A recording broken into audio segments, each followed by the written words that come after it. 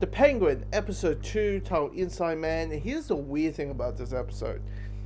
It's a good episode. I prefer episode 1 over episode 2. But here's the thing. This episode, Penguin is the least interesting character of the show. Of this episode, at least. I am more fascinated with Sophia. Sophia is a very complex layers. I like the more messed up characters, what did I say? But she is messed up, crooked. From episode 1, there's a scene in this where she's talking to her niece in a very starey and blank way that you go, oh my god, what's she going to do right now? But what makes her interesting is that she's from Arkham. She's an inmate in Arkham who just came out. What does that do to someone? She's suffering from PTSD because clearly whoever runs Arkham, if it's Hugo Strange or Harley Quinzel, whoever it is, well, like it could be a Hugo Strange, isn't doing that much of a good job. Jonathan Crane, whoever, isn't doing that much of a good job.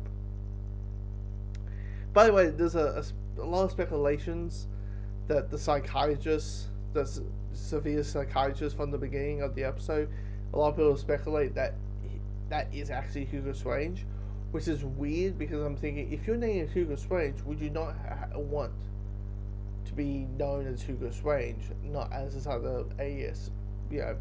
So that's my opinion. I don't think Hugo Strange is I don't think her psychiatrist is Hugo Strange. I don't think so. I think just because he has a beard and Hugo Strange has a beard, it's like, okay, fine.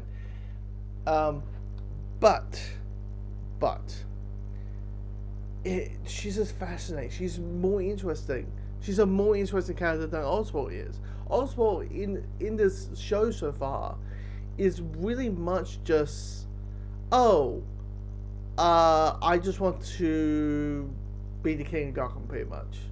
I want to rise to the top.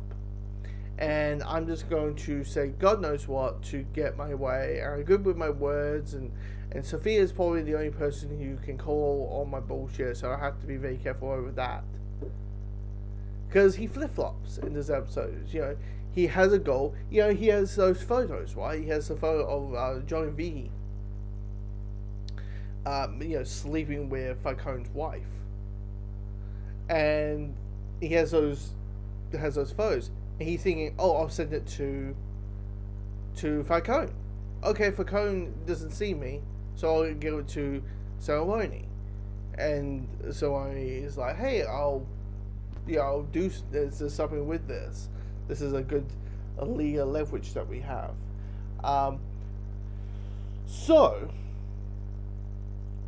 the kind of shows like he'll flip-flops. He'll work for Cerrone, but he'll also work for the Falcones at the same time, but at the end of the day, it's just going to be him watching a game war where he is at the top of a window in Puckle watching the gunfight, watching the blood spill that's going to happen.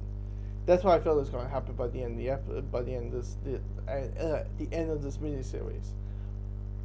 Sophia has a sense of being an outsider because of Arkham, because of all the baggage she has.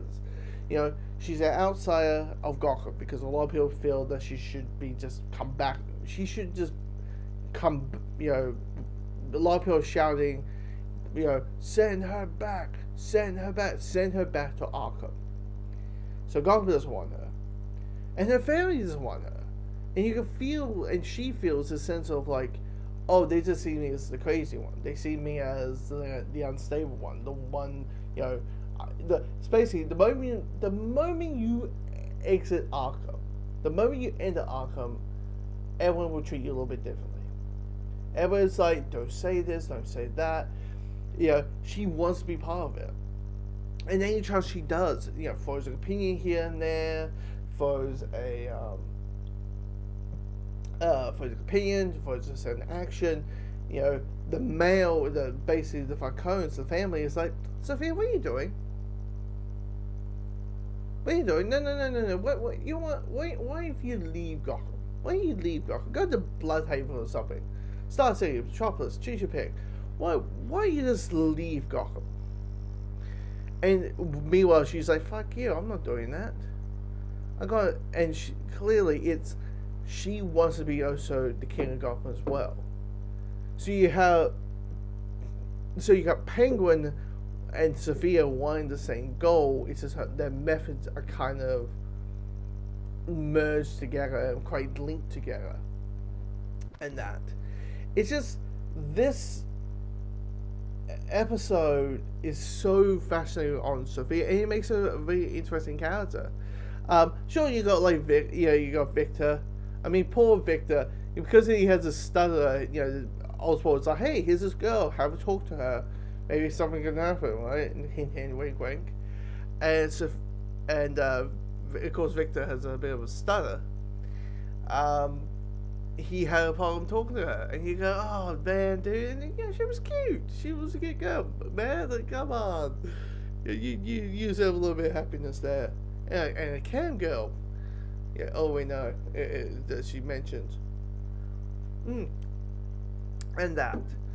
But yeah, the mother, also his mother, finding out that she has dementia and how it's getting worse and worse and worse, and how he refuses to take her to like a mental institution to help her maybe slow down the illness, and a possibility on that.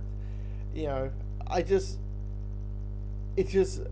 find Sophia such a more interesting character than Oswald so far. But yeah, but I won't lie, when the team up happens, by the end, the Sophia's like, "Hey, Oswald, would you like to team up?" I'm like, and he says yes. I knew that was going to happen, but I was like, yeah, I like it. I like this. I was like, yep, I want to see it. Anyway, that's my thoughts on episode 2. Comment below, let me know your thoughts.